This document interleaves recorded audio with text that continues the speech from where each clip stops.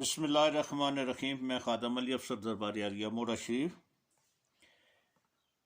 یہ جو سورۃ بقرہ کی آیت نمبر 36 جہاں سے پہلا حصہ آپ کو سنایا، ابھی میں آپ کو وہی دوسرا حصہ پڑھ کر سناتا ہوں۔ جہاں سے ختم ہوا تھا وہیں سے آگے میں پڑھ کر سناتا ہوں۔ روایت میں آیا ہے کہ آپ علیہ السلام نے اتنے آنسو بہائے کہ وہ ساری دنیا کے آنسو سے بھی زیادہ ہیں۔ اس غم میں وہ سب چیزوں کو بھول گئے۔ شیطان نے بعض چیزوں کو ہاتھ لگایا جن میں زہر پیدا ہو گیا۔ حضرت آدم علیہ السلام نے ضروریات زندگی کے مطابق کھیتی باڑی کا کام شروع کیا۔ اللہ تعالیٰ نے سزا کے طور پر مور کے پاؤں خراب کر دیے، سانپ کے پاؤں پیٹ میں ملا دیے اور اس کی خوراک مٹی بنا دی۔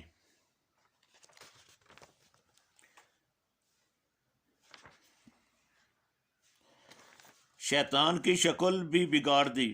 بہرحال حضرت آدم علیہ السلام روتے روتے حضرت حوا علیہ السلام کو تلاش کرتے ہوئے عرفات میں پہنچے تو وہاں ان دونوں نے ایک دوسرے کو پا لیا۔ اس طرح اس جگہ کا نام بھی عرفات پڑا۔ جب آدم علیہ السلام کا آخری وقت آیا تو جنت کے میوے کھانے کی خواہش ہوئی۔ اپنے بیٹوں کو کہا کہ کعبہ معظمہ میں جاؤ اور وہاں جا کر دعا کرو کہ اللہ تعالیٰ میری خواہش پوری کرے۔ بیٹے یہ حکم سن کر وہاں پہنچے تو جبرائیل علیہ السلام اور دوسرے فرشتے ملے۔ انہوں نے پوچھا تو بیٹوں نے عرض حال کی۔ انہوں نے کہا کہ ہم جنت کے میوے اپنے ساتھ لائے ہیں۔ سب آدم علیہ السلام کے پاس پہنچے۔ ان کو دیکھ کر ہوا ڈر گئیں اور آدم علیہ السلام کے پہلو میں چھپنے لگیں۔ آدم علیہ السلام نے فرمایا کہ آپ میرے اور میرے رب کے درمیان مت آؤ، مجھے مالک کے پاس جانے دو۔ اسرائیل علیہ السلام نے آدم علیہ السلام کی روح قبض کی، خوشبو والا جنتی کفن پہنایا اور کعبہ معظمہ میں حضرت جبرائیل علیہ السلام نے نماز جنازہ 4 تکبیر سے پڑھی۔ پھر انہیں لے جا کر مسجد خفیف کے پاس دفن کیا جہاں حضرت اسماعیل علیہ السلام کی قربانی کی جگہ ہے۔ جبرائیل علیہ السلام نے حضرت آدم علیہ السلام کے بیٹوں کو بتایا کہ اب تم اپنی نسل کا بھی اسی طرح جنازہ پڑھنا اور یوں ہی دفن کرنا۔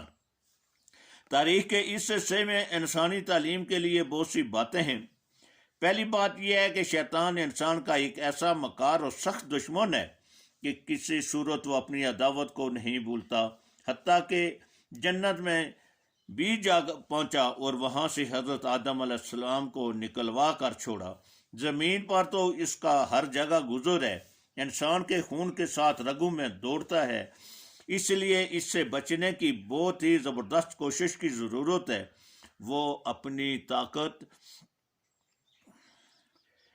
حکمت اور چالاکی سے انسان کے نفس پر قابو کرنے کی کوشش کرتا ہے۔ انسان اس کی باتوں میں آ کر اللہ تعالیٰ کی نعمتوں کو بھول جاتا ہے۔ یہ کس طرح ممکن ہے کہ انسان شیطان سے بچے؟ حضور صلی اللہ علیہ وسلم نے فرمایا کہ کلمہ طیبہ پڑھنے والے شخص کی حالت اس طرح ہوتی ہے جس طرح کسی کے پیچھے زبردست دشمن لگا ہو اور وہ بھاگ کر ایسے قلعے میں محفوظ ہو جائے جہاں کوئی اسے نقصان نہ پہنچا سکے۔ کلمہ شریف پڑھنے والا اسی طرح اللہ تعالیٰ کی حفاظت میں آ جاتا ہے۔ دوسری بات یہ ہے کہ سانپ بھی انسان کا دشمن ہے، اس لیے اس موذی کو مارنا چاہیے، لیکن حدیث پاک میں یہ بھی حکم ہے کہ جو سانپ گھر میں ہو اسے 3 بار کہنا چاہیے کہ تم چلے جاؤ۔ اگر تیسری بار بھی نہ جائے تو پھر مار دینا چاہیے۔ پہلے اس لیے نہیں مارنا چاہیے کہ بعض مرتبہ جن بھی انسان کی شکل میں ہوتے ہیں اور انہیں مارنے سے نقصان پہنچتا ہے۔ تیسری بات یہ کہ اللہ تعالیٰ نے دنیا میں بھیجا تو فرمایا کہ تم میں سے بعض کے دشمن ہوں گے۔ دنیا میں تمہارا ٹھکانہ اور نفع ایک وقت تک ہے۔ یہ حکم بھی سمجھنے والا ہے۔ دنیا میں ہی آ کر انسان نے دنیا کی خوراک شروع کی، یعنی زمین کی پیداوار۔ وہ خود بھی زمین سے ہے اور خوراک بھی زمین سے ہے۔ اس طرح اس کی بشریت کو زبردست تقویت ملی اور بشریت کا غلبہ ہو گیا، اور اس بشریت کی خاصیت وہی ہے جو فرشتوں نے بوقت پیدائش آدم علیہ السلام اللہ تعالیٰ کے سامنے عرض کی تھی کہ یہ انسان فساد کرے گا اور خون بہائے گا۔ اس کے ساتھ ہی مالک الملک نے یہ فرمایا کہ سب لوگوں کی حالت ایسی نہیں ہوگی، بلکہ بعض کی ہوگی اور بعض اس سے مبرہ ہوں گے۔ وہ کون ہوں گے؟ کہ جو اپنے جسم کو صرف زمینی خوراک پر ہی مصروف نہیں رکھیں گے، بلکہ اپنے جزو اعظم یعنی روح کی خبر بھی رکھیں گے۔ روح نور سے ہے اور نور کا مخزن سراج منیر ہے، یعنی نسبت رسول صلی اللہ علیہ وآلہ وسلم روح کی جڑ اور اصل ہے۔ جب نبی پاک صلی اللہ علیہ وسلم سے نسبت قائم ہوگی تو روح کو نورانی خوراک ملتی رہے گی اور وہ غالب ہوگی، وہ ملکیت والی خواہشات رکھے گی، خدائی محبت، پاکیزہ خیال اور پاکیزہ چال۔ اللہ تعالیٰ نے یہ بھی فرمایا کہ میں نے اس دنیا میں تمہیں جو نعمتیں عطا فرمائی ہیں، نہ انہوں نے سدا رہنا ہے نہ تم نے سدا رہنا ہے، انہوں نے ختم ہونا ہے، تم نے بھی ختم ہو کر میرے سامنے پیش آنا ہے اور اپنے اعمال کا حساب دینا ہے۔ اس وقت کی شرمندگی سے بچنے کا خیال ہمیشہ رکھو۔ اس شرمندگی سے بچنے کا صرف اور صرف ایک ہی طریقہ ہے، اور وہ ہے حضرت آدم علیہ السلام، حضرت محمد مصطفیٰ صلی اللہ علیہ وسلم سے بے لوث محبت اور آپ صلی اللہ علیہ وسلم کی غیر مشروط اطاعت۔ اسی محبت اور اطاعت کی بنا پر ہی حضرت محمد مصطفیٰ صلی اللہ علیہ وسلم کی شفاعت نصیب ہوگی۔ یہ شفاعت صرف ان لوگوں کو نصیب ہوگی جو اس دنیا میں اس شفاعت کے قائل اور متمنی ہیں اور نسبت میں رہے۔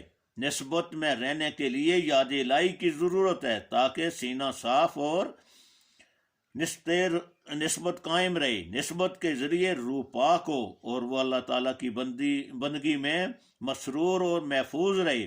اس طرح تخلیق کا مقصد پورا ہو۔ تخلیق کا مقصد تو صرف اللہ تعالیٰ کی عبادت ہے۔ حدیث پاک میں ہے کہ حضرت داؤد علیہ السلام نے اللہ تعالیٰ سے پوچھا کہ یہ دنیا، یہ کائنات اور یہ سب کچھ کیوں بنایا گیا ہے؟ اللہ تعالیٰ نے جواب دیا کہ میں مخفی خزانہ تھا، میں نے چاہا کہ پہچانا جاؤں، اس لیے یہ ساری کائنات بنائی۔ یاد رکھو اس معرفت کے لیے روشنی کی ضرورت ہے، اور روشنی کے لیے اس چراغ سے تعلق ضروری ہے جو روشن کرنے والا ہے، جس کا نام سراج منیر صلی اللہ علیہ وآلہ وسلم ہے۔ آج کی یہ محفل اور ہمیشہ کی یہ محفلیں اسی غرض و غائد کے لیے ہیں کہ اللہ تعالیٰ کے فضل و کرم سے جنہیں یاد الہی اور نسبت رسولی صلی اللہ علیہ وسلم کی اہمیت معلوم ہو گئی، وہ یہاں جمع ہو کر اپنے سینوں کو اللہ تعالیٰ کی یاد سے صاف کریں اور نسبت رسولی صلی اللہ علیہ وسلم حاصل کر کے دونوں جہانوں کے غموں سے نجات حاصل کریں اور دونوں جہانوں کی خوشیاں حاصل کریں۔ ایک بات کو اچھے طریقے سے سمجھ لیں کہ انبیاء علیہ السلام ہمیشہ معصوم اور گناہوں سے پاک ہوتے ہیں۔ جو لوگ حضرت آدم علیہ السلام کو گناہ گار سمجھتے ہیں وہ گمراہ ہیں۔ گناہ گار تو شیطان ہے جس نے اللہ تعالیٰ کے پیارے بندے اور خلیفہ کے ساتھ دشمنی کی۔ اللہ تعالیٰ نے اسے طاقت اور مہلت دی تاکہ لوگوں پر اور خود اس پر یہ عیاں ہو جائے کہ اللہ تعالیٰ کے بندے پر اللہ تعالیٰ کا فضل ہوتا ہے۔ وہ اللہ تعالیٰ کی مدد سے ہر مشکل اور مصیبت سے سرخرو اور سرفراز برآمد ہوتا ہے۔ شیطان نے اپنی پوری کوشش سے آدم علیہ السلام کو گمراہ کرنا چاہا، مگر آدم علیہ السلام کی گریہ زاری نے ان کے رتبے کو اور بلند کر دیا۔ اللہ تعالیٰ نے اپنی حکمت سے حضرت آدم علیہ السلام کو اللہ تعالیٰ سے شیطان کی قسموں کے متعلق پوچھنا اس لیے بلا دیا کہ اللہ تعالیٰ کی عنایت کا اظہار ہو اور انسانوں کو توبہ کا طریقہ اور مقام معلوم ہو اور توبہ کرنے والے کی شان سے آگاہی ہو۔ اب شروع کریں اسے بڑے اللہ تعالیٰ سے دعا کریں کہ اللہ تعالیٰ ہمیں یہ بیان سننے اور سمجھنے کی توفیق عطا فرمائے اور اس پر عمل کرنے کی توفیق عطا فرمائے، اور دعا ساتھ کریں کہ حضور پیر صاحب شیر شاہ غازی پیر ہارون رشید صاحب رحمۃ اللہ علیہ، جنہوں نے ہمیں یہ تعلیم دی، یہ سب ہمارے لیے یہ ایک خزانہ رکھا ہے، قرآن پاک کی تفسیر کے حساب سے، تو اللہ ہمیں اس کو پڑھنے کی، سننے کی، سمجھنے کی اللہ تعالیٰ توفیق عطا فرمائے۔